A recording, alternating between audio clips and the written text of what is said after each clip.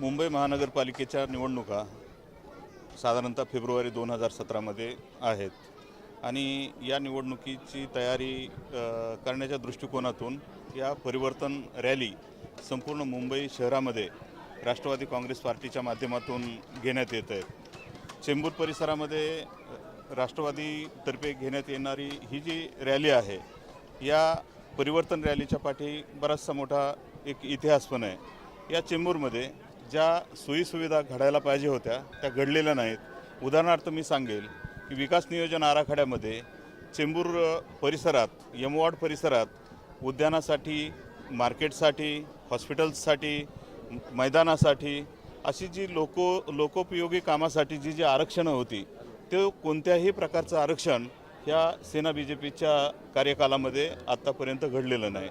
चेंबूरमध्ये वारेमाप लोकसंख्या वाढली, चेंबूर परिसरामध्ये वारेमाप इमारती आल्या, संपूर्ण मुंबई शहरातील आणि मुंबईच्या उपनगरातील कित्येक ठिकाणचे जे झोपडपट्ट्या आहेत, ज्या रस्त्यामध्ये येत होत्या, त्यांच्या राहण्यासाठी इकडे बिल्डिंग बांधल्या, परंतु त्यांच्यासाठी कसल्याही प्रकारची पाण्याची सुविधा केलेली नाही, कसल्याही प्रकारे मलनिसारण वाहिन्या नाहीत। चेंबूर परिसर हा जास्तीत जास्त झोपडपट्ट्याने युक्त असलेला परिसर आहे। त्या झोपडपट्ट्यामध्ये ज्या प्रमाणामध्ये शौचालये असायला पाहिजेत ती बिलकुल नाहीत। जी शौचालये आहेत ती मलनिसारण वाहिन्या वगैरे त्या ठिकाणी कसल्याही प्रकारे जोडलेल्या नाहीत आणि संपूर्णतः एक बजबजपुरी या चेंबूर परिसरामध्ये झालेली आहे। आज आपण बघितलं तर एकमेव एक हॉस्पिटल या चेंबूरमध्ये आहे, महा हॉस्पिटल। त्याची पण अवस्था एवढी खराब आहे की तिथे रुग्णांना तिथे जमिनीवर झोपवलं जातं आणि डॉक्टर नाहीत, तिथं उपकरणं नाहीत। अशा प्रकारे त्या ठिकाणची एकंदरीत अवस्था हॉस्पिटलची झालेली आहे।